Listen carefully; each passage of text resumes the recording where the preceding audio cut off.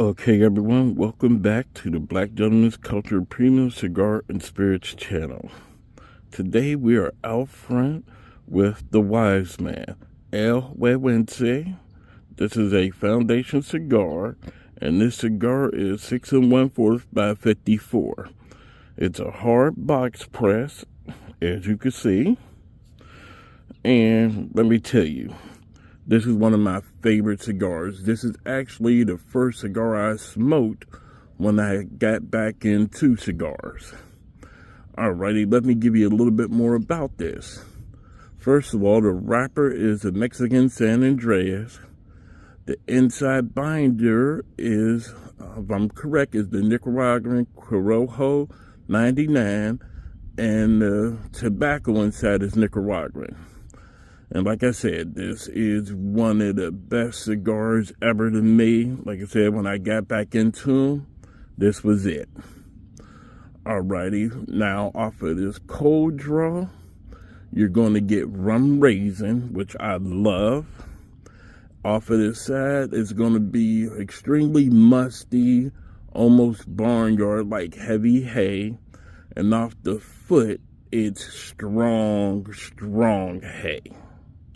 That being said, I'm going to let you know, this is, like I said, this is a powerhouse for a newbie, because this has a lot of black pepper in it. But it could go from, say, a medium to strong cigar. That being said, I'm going to get back with you, and I'm going to go ahead and get through this first third. All right, folks. Okay, folks, we have gotten through the first third, and as you can see, this burn has that kitty / shag roller coaster thing happening with it. It's starting to even itself out to get to a sharp burn, but it's not quite there yet. Now, as far as the flavor, you're going to get roasted nuts off of this. No diddy. You're also going to get espresso coffee. I mean, it's thick in here. And you also get it seems, excuse me, to come through on the palate like a heavy dark chocolate. Quite bitter, actually. So if you're not into, say, a bitter cigar, this cigar may be best smoked with like a light cocktail or an IPA, something that'll lighten it up on your palate. Now, as far as that goes, again, this pepper in here, now you're going to have to deal with it. On a retrohale, you're going to get hit with that heavy red pepper. And the aromatics from this is almost like I would say it's a soft leather coming off of here. Not meaning you're smelling it through the retrohale, but off of the cigar itself. While it's lit, you're getting a soft leather burn scent coming from it. That being said, I'm going to get through to the halfway point, and I'm going to keep doing what I'm doing, which is taking pictures. Because I had someone ask me, why do I take so many pictures for the video? Well, the video is actually to show you the burn. I know a lot of people say, oh, my cigars stay razor sharp. No, I take pictures to let you know how it's going, like this. I'm going to have to ash this because in the beginning, the ash tends to flake off some, and eventually it's going to fall on you. So that being said, like I said, when I get through the halfway point, I'll be back to let you know there's another flavor profile change, and to let you know a couple of things that's coming down the pipeline on our next couple of videos. All right, folks. Okay, everyone, we are back and we're at the halfway point. As you can see, I got a big old shag going on with this burn. But that being said, the flavor profile from the first third has just got more intense. Like I said, that espresso's coming through, that dark chocolate, and of course the walnuts, or the dry roasted nuts, truthfully. This thing, like I said, it will dry out the palate, but not as bad as some other ones, but it does, like I said, it dries out the palate, and you definitely need something very light to drink with this. So if you want to do like some soda, a mixed cocktail, an IPA, or truthfully, what I'm going to do with my next one, and that's going to be the Hawk. I'm hoping I'm pronouncing it right, but I'm going to smoke that one, and I'm trying to figure out which wine I'm going to have with it. That's right, folks. I'm moving into the wine segment of these videos. A lot of my videos, I've used nothing but spirits, a couple of pops, but hey, let's keep it real.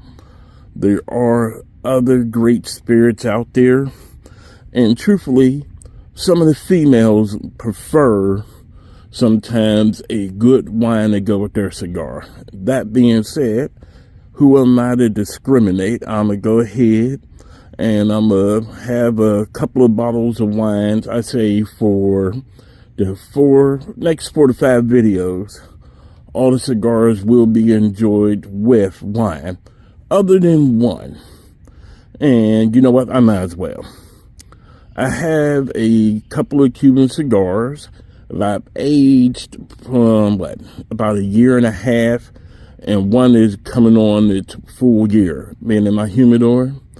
And I decided I was going to hit that up with the Portier Cognac from Shannon Sharp. So, Unc, you're next up on the plate, and hopefully your Le Portier goes great with a Cuban cigar. So, like I said, the next 6 videos, 5 will be done with wine, and 1 will be done with the Le Portier Cognac. That being said, I'm going to go ahead and get to the final third, and I'm going to let you know if there's any flavor profile change. All right, folks. We have now made it down to the final third, and as you can see, well, the burn has made it to the point where it's basically razor sharp. Now, the flavor is way more intense. One, because we're down to the end, and also that seems how these cigars go. The closer you get to the end, the more the flavors intensify. Like I said, you're getting that red pepper through the retrohale. You're getting black pepper on the palate. You're also getting the roasted nuts. It's just, it overloads your taste buds with everything. And if you don't have the right spirit or drink with this, you will miss out on it, because simple fact that everything is coming in hard at once. Now, as far as the other videos I said I'm going to be making, I've already have a couple bottles of Malbec. I also have a couple bottles of Pinot Noir. I have a bunch of bottles of wine, like I said. And these wines I tend to pair with dark wrapper cigars, which I will be, like I said, I'll be reviewing with wine. I almost treat these cigars as if they're thick cuts of beef.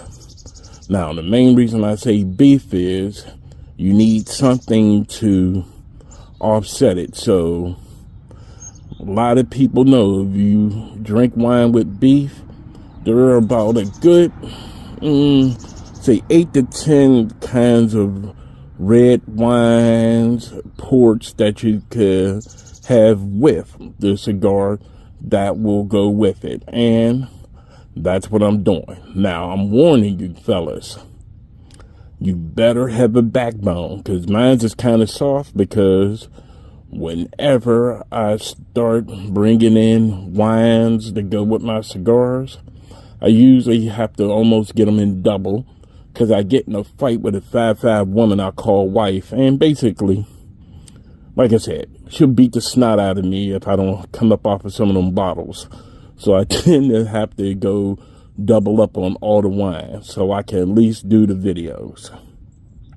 That being said, the cigar is perfect to me. I love these cigars. This and a couple other cigars by Foundation.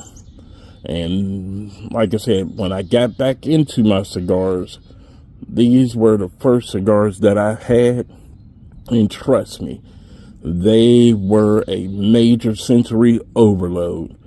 Now, the one thing, the one thing I do like to do is, this is a torpedo-shaped cigar, and I don't cut off a lot from the top. I kind of like to funnel everything through, not real tight, because then the cigar will go out. But just like this cigar, like I said, is beautiful. And I didn't say it, but I will. If I wanted to use it as a cigar, the cigar as a straw, I could.